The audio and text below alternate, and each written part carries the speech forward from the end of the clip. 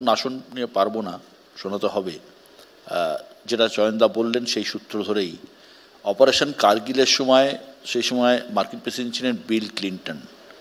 শোনা যায় Clinton phone করেছিলেন প্রধানমন্ত্রী বাজপেয়ীকে যে পাকিস্তানের প্রধানমন্ত্রী এসেছেন, আপনিও চলে আসুন, এখানে আমরা বসে কথা বলবো।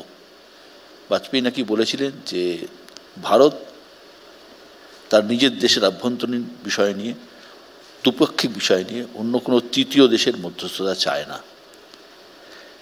যাই হোক, পরের বক্তা সুমন রায়চৌধুরী, কংগ্রেসের পক্ষে।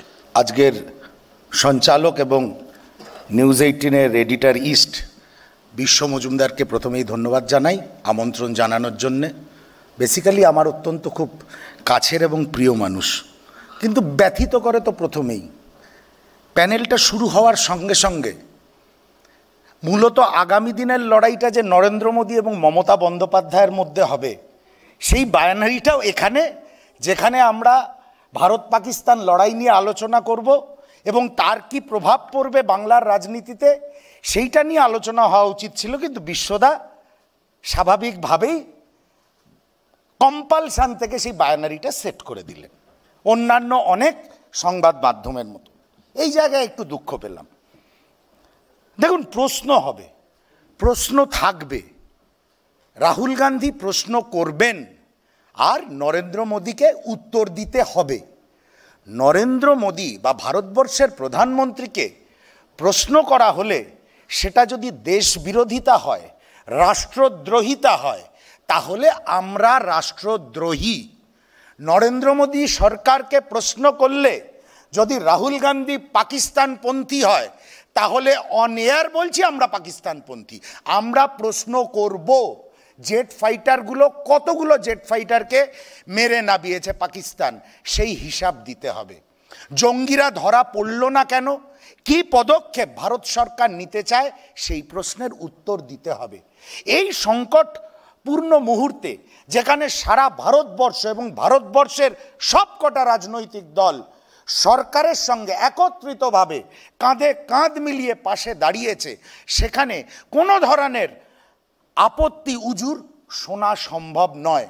রাহুল গান্ধী লোকসভার বিরোধী দলনেতা নিজে গেছেন প্রধানমন্ত্রীর দপ্তরে সাউথ ব্লকে তার সঙ্গে দেখা করতে, পাকিস্তান পরিস্থিতি নিয়ে আলোচনা করতে। একটু আগে এখানে বিজেপির প্রতিনিধি বলছিলেন যে ইন্দিরা গান্ধীকে নাকি অটল বিহারী বাজপেয়ী দেবী দুর্গা বলেছিলেন। হ্যাঁ, বলেছিলেন। অটল বিহারী বাজপেয়ীর সঙ্গে বর্তমান প্রধানমন্ত্রীর কাইন্ডলি তুলনা করবেন না। হতে পারেন মতাদর্শগত তফাৎ ওনার সঙ্গেও আমাদের বিস্তর ছিল। তা যাই হোক, এটা অনেক সময় শিক্ষা, রুচি, এগুলো অনেকগুলো বিষয় ম্যাটার করে।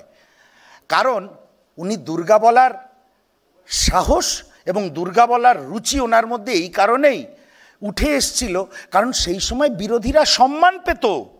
সেই সময় বিরোধী দলের নেতার মুখ আর পাকিস্তানের সেনাপ্রধান আসিম মুনির মুখকে পাশাপাশি বসিয়ে ভারতীয় জনতা পার্টি বা শাসক দলের এক্স হ্যান্ডেল থেকে পোস্ট করা হতো না। নিউজ 18 বাংলা যদি জুম করে এই ছবিটা দেখায়, এই ছবিতে আসিম মুনির এবং লোকসভায় বিরোধী দলনেতা রাহুল গান্ধীর মুখটাকে একভাবে একই পংক্তিতে রেখে অফিসিয়াল এক্স হ্যান্ডেল থেকে ভারতীয় জনতা পার্টি পোস্ট করেছে। এটা, এই সম্মান আপনারা বিরোধীদের দেন। এই সম্মান দেওয়ার পরেও আপনারা এক্সপেক্ট করেন যে আমরা প্রচণ্ড কার্টিয়াস হব, আমরা কোনো প্রশ্ন করব না, উনি যা বলবেন তাতে আমরা দুহাত এরম করে তুলে ধরব। সেটা তো সম্ভব নয় প্রণয়দা। আপনি আমায় সম্মান দিলে আপনি সম্মান পাবেন। ভারতবর্ষের প্রধানমন্ত্রী নরেন্দ্র মোদী, প্রধানমন্ত্রী চেয়ারে উনি আসেন, সম্মান করি তাকে। তিনি যে লড়াই লড়ছেন, জাতীয় কংগ্রেস আমার দল তাকে সম্মান করে। কিন্তু আবার প্রশ্ন করব, আপনাদের বিদেশমন্ত্রী, আমাদের বিদেশমন্ত্রী এস জয়শঙ্কর যখন ঘোষণা করলেন যে আমরা আক্রমণের আগে কি কি স্পট আক্রমণ করব পাকিস্তানকে আমরা জানিয়েছি, সেই বিষয়ে আমাদের আপত্তি আছে। আপত্তি বিরোধীদের থাকতেই পারে বিভিন্ন বিষয়। প্রশাসকের বিরুদ্ধে প্রশ্নের অধিকার বিরোধীদের রয়েছে।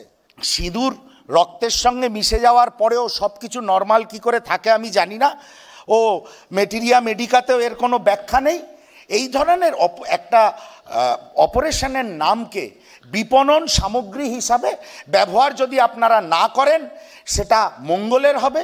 আপনারা সোফিয়া কুরেশিকে দিয়ে সাংবাদিক সম্মেলন করালেন, খুব খুশি হয়েছিলাম সেদিন। সব কিছুর ঊর্ধ্বে উঠে ভারতীয় জনতা পার্টি তাদের চিরাচরিত রাজনীতির ওপরে উঠে প্রথমত দুজন মহিলা, তারপর একজন মহিলা অফিসার, তিনি সংখ্যালঘু সম্প্রদায়ের, তাকে দিয়ে আপনারা প্রেস কনফারেন্স করিয়েছেন, একদিন না পরপর 3 দিন।